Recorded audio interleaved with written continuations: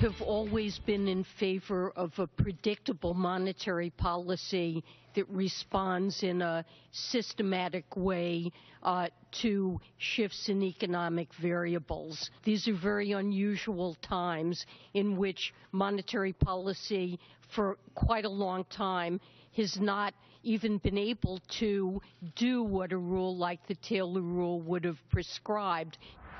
All right, that, of course, is Fed Chair Janet Yellen testifying before the House Financial Services Committee earlier this month. She still won't commit to a rules-based policy. I think that would help businesses and consumers and the whole economic growth. Let's ask one of the men leading the push, House Financial Services Chairman, Representative Jeb Hensarling, Republican from Texas. As always, Mr. Chairman, welcome back.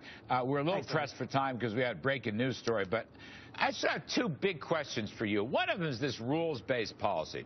There's a big story up on Newsmax that came from various sources. You are pressing for a rules-based policy to create certainty, and I think you're using John Taylor's Taylor rule. Yellen, what's up with her? Why won't she go? Why won't she go there? Well, I don't know, Larry. Earlier in her academic career, and frankly earlier in her Federal Reserve career, to embrace a more predictable rules-based monetary policy, less improvisation.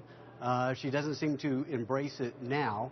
And she said these are unusual times, but the financial crisis occurred in 2008. It's now 2014. And her predecessor just uttering or musing about the word taper caused markets to swoon. This is not a good thing. This is not healthy for the economy. And if you do any kind of retrogression analysis, you know, look at the great moderation from 1984 to 2003. Functionally, in retrospect, they used a rules-based policy, and it promoted great stability and economic growth. And I think as our committee undertakes the Centennial Oversight Project of the Fed, at least the data I've seen is when you have a more rule-based, predictable policy, you have more stable economic growth, and you have more positive economic growth. Well, this is something the Fed needs to do. This is right out of the John Taylor, Dr. John Taylor. Absolutely. He's a great friend of ours, a great friend of the show. This is right out of his playbook, and they basically used the Taylor rule, as you noted, sir, for 20 years. And it worked out pretty darn good. It's just hard for me. Look, I know Ms. Yellen's a very, very, very smart professional economist. I get that. But we're 5 years after the financial meltdown. So at what point does unconventional get thrown out the window? Taylor's rule would have put the funds rate at the target at 1.25% right now. Well, I thought it was 1.5. Maybe it was 1.25. Might be 1.5. I could be wrong.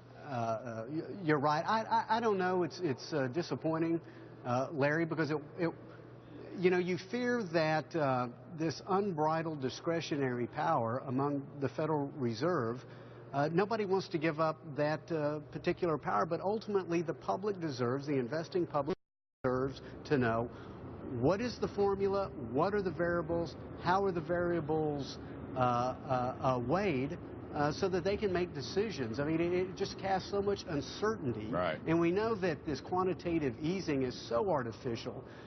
You know, it's kind of like walking a tightrope. It's fire on one side, ice on the other. The chances of keeping on the tightrope and making it to the other side without some damage to the economy is not good. And we would hope that as we carry these hearings on in the House Financial Services Committee, we can shed more light on this and hopefully encourage the Fed to do this and promote more economic growth. I hope you do. I know the Consumer Financial Protection thing was reformed on the floor of the House. I'm sorry we don't have enough time to go through that. It does deserve the accountability that you and others wanted to have. It's just sitting there spending the Federal Reserve's money. Anyway, it's a bizarre story. Chairman Hensarling, Jeb Hensarling, it's always great to see you. I apologize for running short of time, but thank you for your time this evening. All right, folks.